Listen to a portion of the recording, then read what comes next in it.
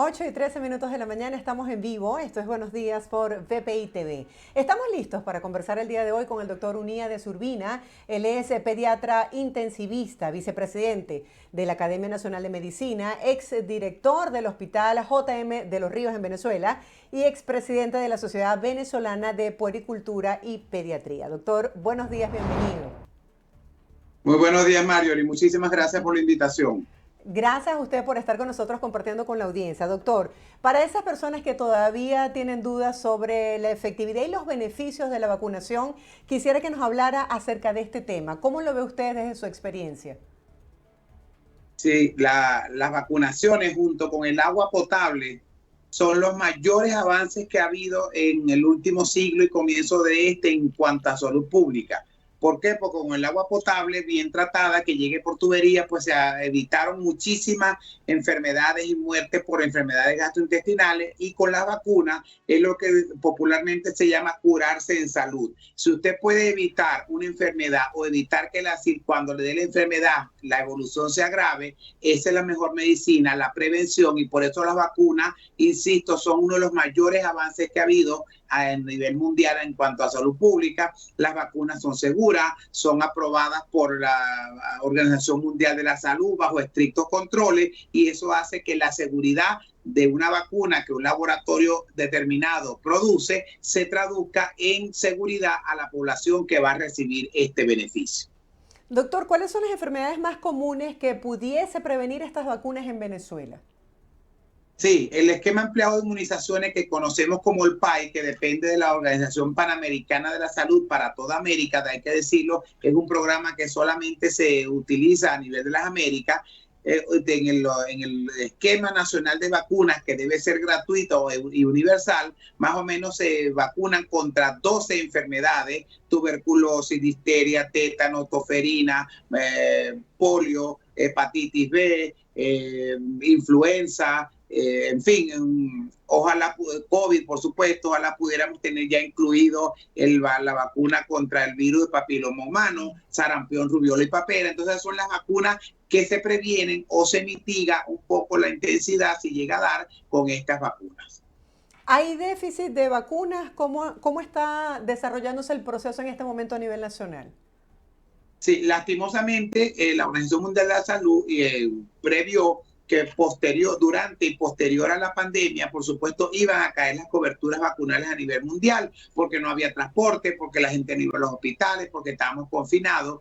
Lo que pasa es que en Venezuela, Marjorie, antes de la pandemia y antes del bloqueo famoso que quieren utilizar para todo lo que malo que sucede en Venezuela, ya en Venezuela teníamos unas coberturas vacunales bajas. Lo advertimos desde la Academia Nacional de Medicina, lo advertimos desde la Sociedad de Pediatría, y lógicamente llegó la pandemia y lógicamente cayeron las coberturas vacunales. A nivel de América, más o menos, cayó a un 83% la cobertura vacunal, cuando la Organización Mundial de la Salud habla que para tener una buena cobertura tendríamos que estar entre 90 a 95% de cobertura vacunal.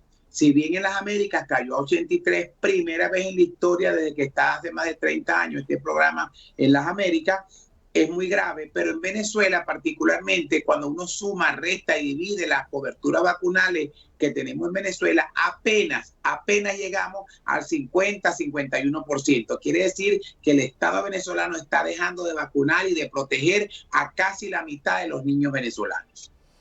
Doctor, para esas personas que todavía se preguntan si vacunar o no a sus niños, u otros no tienen la posibilidad, porque como usted dice, hay una caída en este proceso de vacunación, ¿a qué se exponen los niños que no son vacunados? Al no vacunar a un niño, primero, de acuerdo a la ley venezolana, eso se ha tipificado como maltrato infantil por omisión, porque las vacunas, aunque no estén completas en los centros públicos, se están colocando algunas que llegan por donación. Entonces es deber de los padres acudir a los centros de vacunación, y además de estar violando un derecho a la salud de los niños, niñas y adolescentes venezolanos, los estamos exponiendo a que padezcan enfermedades que pudieran ser evitadas. Por ejemplo, en el 2016, con una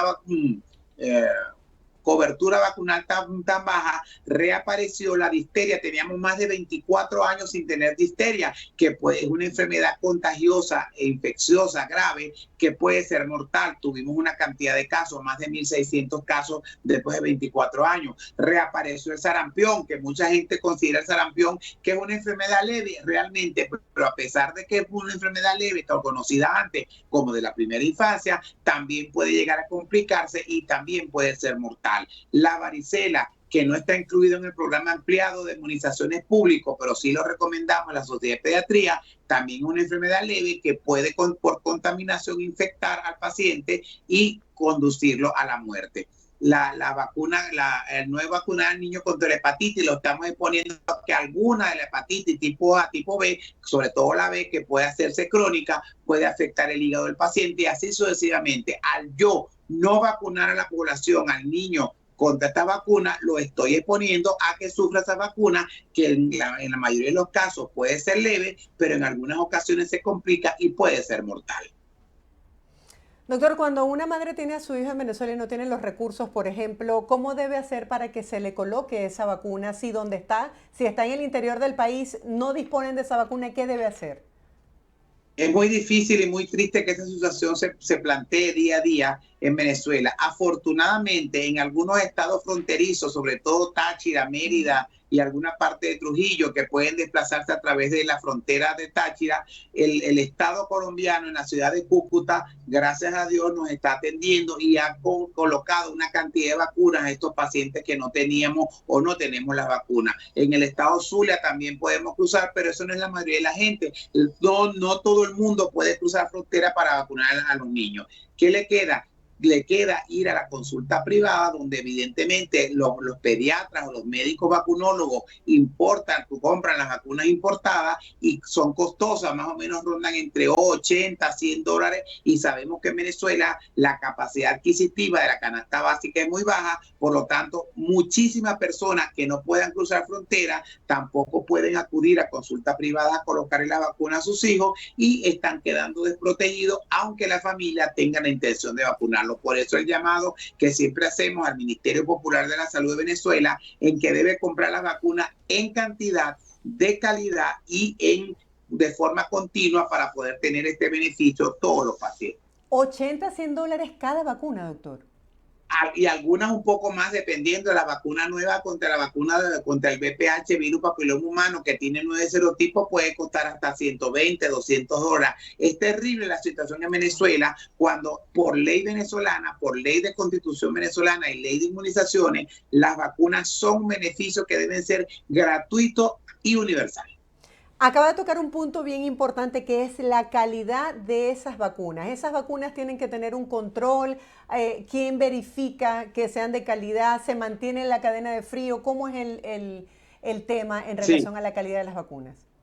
Cuando una vacuna está autorizada por la FDA y por la Organización Mundial de la Salud, ya ha pasado todos los controles, fase 1, 2 y 3 y 4. Luego el Estado venezolano, cada país compra las vacunas a través del Fondo Rotatorio de las Naciones Unidas, OPS, que adquieren vacunas en grandes lotes, cuestión de abaratar costos y luego se las venden a cada país para que con el poco presupuesto puedan comprar mayores vacunas. Una vez que la vacuna llega, es certificada por el Instituto Nacional de Higiene. Y una vez hecho esto, llega a los depósitos en Caracas y desde Caracas, ciudad capital, es distribuida al interior de la República. Y viene un grave problema que tú acabas de mencionar. No tenemos la cadena de frío asegurada en todos los estados del país, en los municipios. Afortunadamente, la gente de UNICEF ha ido colocando plantas eléctricas y manteniendo la cadena de frío, pero no podemos depender solamente de donación cuando es un trabajo que tiene que hacer el Estado venezolano. Sin embargo, agradecemos las donaciones y está, por lo menos yo calculo, de acuerdo a la información que da UNICEF,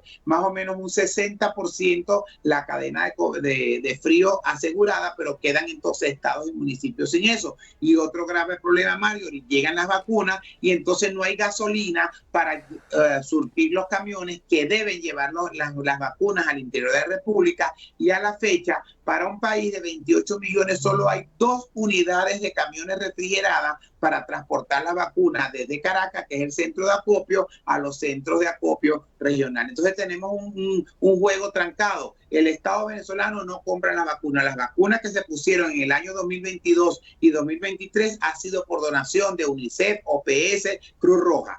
Cuando llegan las donaciones no tenemos cadena de frío para que llegue a todo el país. Y por último, pues no hay gasolina para que los pocos camiones, que ya dijimos que son 2 solamente, puedan hacer la distribución a los distintos municipios y estados del país.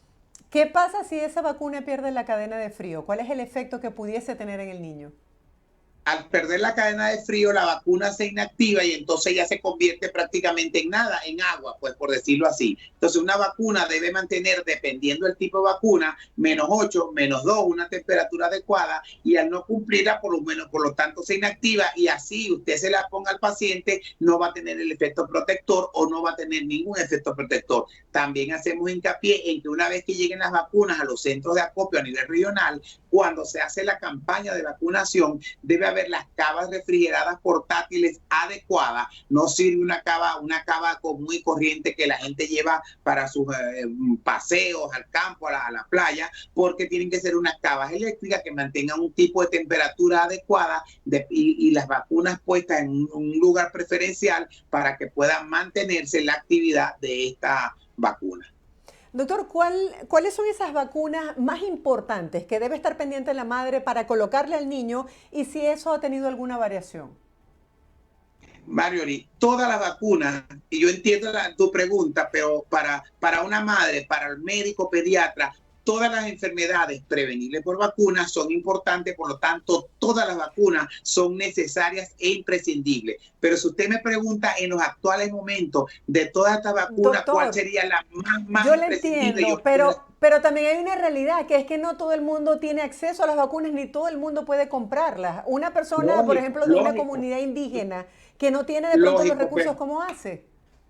Totalmente de acuerdo contigo y te repito, entiendo tu pregunta, pero yo como médico no te puedo decir pon una y no pon la otra. Lo ideal es que todas se ponga, pero ahorita en estos momentos imprescindible la vacuna de polio. ¿Por qué? Porque con la baja cobertura vacunal de polio, que apenas llega a 59%, recordemos que debería ser 95%, Venezuela está ahorita en alto riesgo de que aparezca nuevamente la polio después de 34 años. ¿Y por qué la polio? Porque la polio va a dejar una secuela de por vida en el paciente, un miembro o los 2 miembros paralíticos. Entonces, el asunto es que en salud usted no puede hacer o recomendar, póngale esta y no esta. Llegado el momento que la mamá le diga, doctor, nomás puedo poner una vacuna, pues uno trata de orientarla, pero lo ideal, repito, es que todas las vacunas, por derecho del niño venezolano, deben ponerlas todas. Pero, lógicamente, en momentos de epidemia, como pasó con difteria, como pasó por sarampión, por supuesto, la primera vacuna a colocar es esa,